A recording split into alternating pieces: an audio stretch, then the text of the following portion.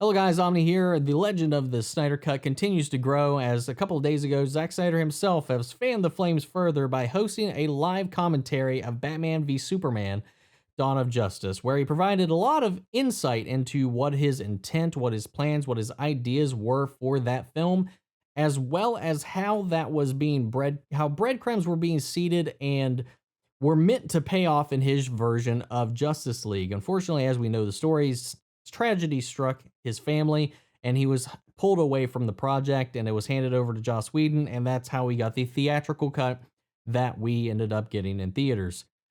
I gotta say, it is completely tonally different. I did enjoy it for better or for worse, regardless, because I think at that point I definitely did concede to this is the Justice League we're gonna get on big screen. So I'll take it, I guess. But the more we learn about this Snyder Cut and what Zack Snyder himself had wanted to do with it, the more that film and its problems show through. And, you know, I think at this point, even if we got Snyder's full version of this film, and I do hope that Warner Brothers takes the opportunity to fulfill the Snyder Cut as a bargaining chip to get people into HBO Max, because I'm going to get it anyway, but I feel like there's a lot of people they could get to sign up for their app, their streaming service when that drops, if they do commit and give in to not just Zack Snyder, because he wants this thing out there. He keeps putting more and more information out into the ethos, but we're getting so much from the actors. All the stars have commented on what his vision were, how they support his version of the film. And, cast, crew alike are talking about their disappointment with how the film actually turned out. And what they were really excited for was Zack Snyder's original vision. And a lot of people are. I'm on it too. I'm back on the Snyder Cut train. I want this thing to come to light. If it's not going to give up, if it's going to keep going, I'm going to just hop on the train and release the Snyder Cut. Do it. Do it, you cowards. But that being said, as April Fool's round its way around today, Honest Trailers, Screen Junkies put out a trailer for Justice League: The Snyder Cut. So I'm looking forward to checking this out. Like I said, I try not to do this too often, but media and news is of short supply as of late for various well-deserved reasons. So that being said, let's go ahead and let's check out and see what they have to say about it. And we will talk about it after the video. So let's go ahead and hit play. This episode is sponsored by Google Play with the help of the Battle Cats. Their video sponsored, not mine. From the studio who's so cheap, they won't even pay off critics like Marvel clearly does. And the director single-handedly keeping Vero relevant, comes the most incredible alternate version of a film since Colin Trevorrow's Star Wars, Jodorowsky's Dune, and the butthole cut of Cats combined. Justice League: The Snyder Cut. Audiences were ready for JL to be the big payoff to Zack Snyder's DC trilogy. But when it, wasn't great, fans knew the version they saw was the watered-down result of a vast conspiracy and demanded Warner Brothers release the Snyder Cut with a barrage of petitions, airplanes, Times Square billboards, and a hashtag so powerful, not even the dead were saved. Yeah. Dude. Now, people got it overboard with it. Born fruit in a cut that doesn't just make in a lot of ways. A good movie. It transforms it into the best movie ever made. And yes, that includes Sucker Punch. Settle in for a film that fixes every plot hole in the theatrical release by having all of the possible plots at once, adding in a young Darkseid origin story, a B story where Cyborg travels to our past to change the future, Black Knight, and extended role for Jesse Eisenberg's Lex Luthor. Another Batfleck CrossFit scene. In fact, everyone gets a CrossFit scene.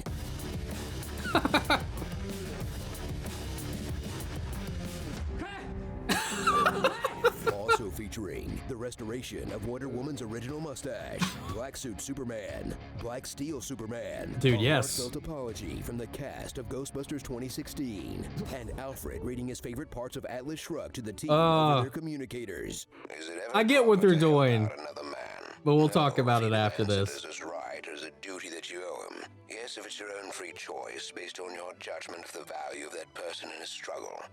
Woo! This country wasn't built by men who sought handouts. In its brilliant youth, this country showed the rest of the world what greatness was. This goes on Oh for my 20 God. more minutes, all resulting in a film that ends up longer than Titanic, but is so definitive, it shuts the door on comic book movies forever. Sorry, Disney. That's a wrap on the whole genre. We're done here. Go back to making Kurt Russell talk robot. Applejack, Pompeii, Palace. Thrill as Josh Whedon's trademark quipsy dialogue is sent That to was hell with surprisingly applause good. as the cast returns to make sure all their lines match the original tone. Ride ain't over yet. I'm sad. And instead, that cutesy I'm sad. straight out of an Avengers movie. It ends with the Joker killing Lois Lane and blowing up all of Metropolis. So Superman goes nuts and then burns a hole through Shazam's head. And oh wait, I am I mean, saying the some DCU people did is think it was Justice going League to again? take the Doesn't Injustice matter. route. Still sick. So surrender your body, mind, and soul to a film that's taken on mythic proportions, that exceeds your wildest imagination, and showed an entire generation that you could gang tweet your dreams into existence. Or this has all been a ploy to boost signups for HBO Max. Please. Crap, we've been duped again, haven't we? Can anyone remove a Snyder Cut tattoo from a lower back? Asking for a friend. Starring the original cast of Justice League, plus Lobo, Damian Wayne, Oh, Bruce God. Gold, Hawkman, Oh, God. Catwoman, Catman, Crypto, Raven, Martian Manhunter, Yeah. Dr. Manhattan, Oh, and Green Lantern. Come on, give the guy another shot. Hashtag I- the movie. I do Yeah, agree. this was a I funny think Fool's joke, but seriously, I finish think the they Snyder do Cut and put need it to- out so we can move on people to need to amending the ease Del Toro up cut of The Hobbit, the finished on cut of Green Suicide Lantern Squad, and the a little anyone else bit. cut It's of Game not of Thrones good, season but 8. This I episode don't is think it's sponsored worth by Google completely Play. Hit scrapping the battle cats idea and discover altogether. more on Google Play now. My disappointment is immeasurable. All right. And my All right. So I like what they did with that. I mean, they do have a point. I think that because of how hyped up this cut of the film is, there is no way that this is going to live up, even if it releases, if we see it, if it makes the light of day. I don't think there's any way that it can reach the idea of what the Snyder Cut is in the collective minds of everybody demanding it, everybody wanting it, everybody wanting to see this version of the movie. Our version of the movie in our heads so far, I think, is what they're kind of getting at. You know, that version of this movie in our heads is definitely is the greatest thing ever. If this went the way it was supposed to, if everything went the way it was planned, if everything that happened and was promised in these movies came to fruition, that it would just be immeasurable because of the way our minds have kind of wrapped ourselves around this and created this thread and narrative around it ourselves. It's kind of like the idea of, you know, show, don't tell, or not that. What's the opposite of what I'm saying? That what you imagine is like for horror. You know, they say not to show the kills, not to have things happen off screen or what that, because the things that you come up with in your mind are much more terrifying than if you were to actually see it. Like sometimes when you the terrifying entity loses all of its power, its fear, once it's revealed itself to the viewer, because what we were hyping up in our brain is so much more scary than what was revealed in the screen. And that's kind of the idea with this. Maybe at this point, this thing has become so transcendent in the ether, in the social stratosphere, that that the idea of this movie in our heads will the film itself could not even reach it. It could not even strive to reach it. But it could be wrong. I think the version of the film that Snyder had envisioned was definitely better than what we got. And at least it would have been consistent with the previous films, and we wouldn't have all of these plot holes that the theatrical cut does present. I don't know. The idea that the sergeant, the commander, I can't remember his rank, I'm sorry, colonel, the soldier from Man of Steel at the end of the film who made a reappearance in Batman v Superman talking to Lois. Can't remember his name right now. I mean, he was set up, and I can see it going back and watch the movie that Snyder had intended for him to reveal himself down the road as the Martian Manhunter, and I thought that would have been neat. And Justice League did establish the Green Lanterns, and we could have just had Hal Jordan if they wanted to continue and have Ryan Reynolds Green Lantern, his Hal Jordan, just be off world or something like that. I don't know. They do have a completely different plan on what to do with Green Lantern, at least at this point. I do know they had a plan for Green Lantern Corps and focusing on more than just the one Green Lantern for that movie. Um, so I had a lot of curiosity of what they were going to do with that. But like I said, I don't think the Green Lantern movie with Ryan Reynolds is a terrible movie.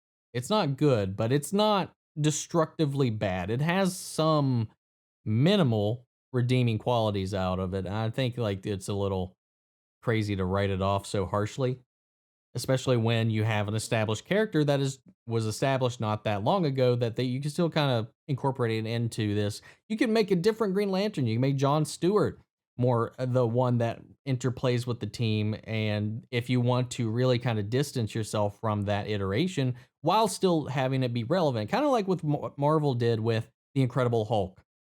That's still part of the MCU canon, but they don't really reference it except for bringing in Thunderbolt Ross into the equation here in Civil War and all of that junk coming out here soon, as well with Black Widow. He's making another appearance. So, I mean, it's not infeasible, but DC as a whole right now, they're doing a lot of things really well. Aquaman, absolutely adored that film. Whenever Wonder Woman comes out, that looks fun. That looks great. And again, it's a prequel technically to Justice League, so it still can tie into that same continuity. This, as well as Aquaman and Shazam, still exist in this continuity of the film, as well as Birds of Prey. They still exist in this same continuity, though they're not interacting with each other like they had been. And I think a lot of the problem that scared everybody initially was that it felt so rushed, like they were trying to just marathon race straight to the finish line, like, and get to a Civil War like event, an Avengers like event with fewer films, just because they were technically at this point in the game behind as far as the cinematic universe goes with Marvel. And I don't know if it was that was the intent or what, but it ended up hurting a lot of the production on BVS. With it feeling so crammed, having literal trailers for the other characters within the film, but it had a lot of good qualities in it too, but it is still a mess of a film. But I don't think that's all Zack Snyder's fault, but who knows? There's so much misinformation surrounding these films, these movies, that it's hard to believe really anything. I'll believe it straight from Snyder himself. I'll believe it from the cast themselves. But as far as any PR from Warner Brothers at this point, you can't trust them whatsoever. You can't trust anything they say because they literally forced Ben Affleck to lie for over a year and a half about his involvement in Matt Reeves' Batman. So I don't know. I do still like the things that DC's putting out. I really enjoyed Birds of Prey. I thought Shazam was fantastic. I think Aquaman was the right direction to go with that. It was bombastic and it was loud and it was so ridiculously just turn your brain off fun. And James Wan knocked that out of the park. Wonder Woman independently prior to all this was still doing great and was a great movie. And I'm really looking forward to Wonder Woman 1984. Joker, even these Elseworlds Black Label stuff that they're doing that's not connected. That was a fantastic film as well, and what they're doing with the Batman, making it its own continuity as well, separate from BVS and the DCEU, also leaves a lot in question on what's going to be going on with that continuity, because they are continuing with bits of it. If The Flash actually finally comes out, and it is Flashpoint, like they are talking about. Even the new director, Andy Muschietti, did talk about this being a version of Flashpoint. So, which was something I made a really long rant video about last year, talking about how they can fix the mess that is this continuity and all of these errors while freeing them up to recast the people they don't want to bring back. I full-heartedly believe that Henry Cavill should get another run at Superman post Justice League.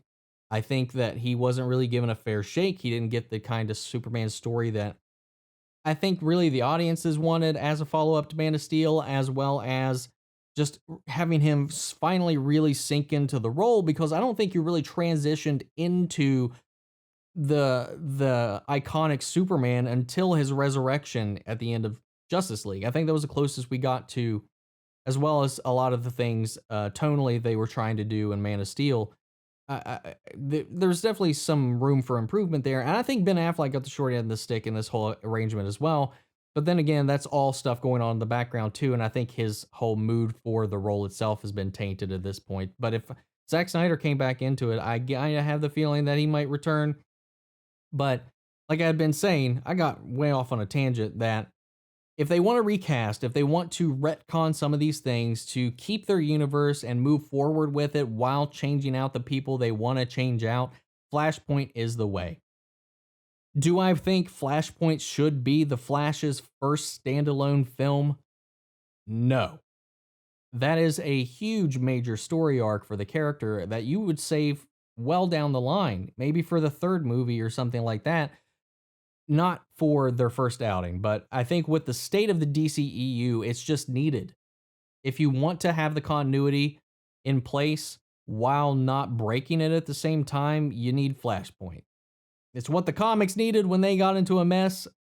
DC just can't keep things straight, so they keep rebooting the universe. But if the movies needed a reboot and a recut, that's what they need to do. So there is some version of that I think we're going to get. And I think that's going to be the effect that we have that kind of streamlines the DCU back into the future.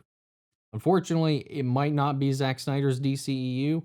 Maybe with all this demand with HBO Max coming about, maybe they will open and commit back to the Snyder Cut. Because a lot of Birds of Prey, as well as what we know from the Suicide Squad, is all taking cues from story elements that were only in the Snyder Cut version of the script, not the Joss Whedon version. There's elements that carried over there that were completely reworked in the Whedon version of the film. So even the directors that are coming on and working on these projects that are post Justice League are writing off of Zack Snyder's version of the movie. Just no Darkseid. So I'm curious to see where the future of DC is going to go when it's tied into, as far as it's concerned, to the DCEU part of it. I think kind of getting away from it in a way is working in the short term, and I'm not sure how that's going to go. Again, Ezra Miller's Flash showing up on the CW Arrowverse during their Crisis on Infinite Earths crossover does show that they're still doing something with that, and he is experimenting with the Speed Force, what he can do with it, time traveling, as we saw as it was teased, and it was part of the Justice League Snyder Cut storyline for BVS, the setup where he talks to Bruce and gives him that foreboding message at his work console.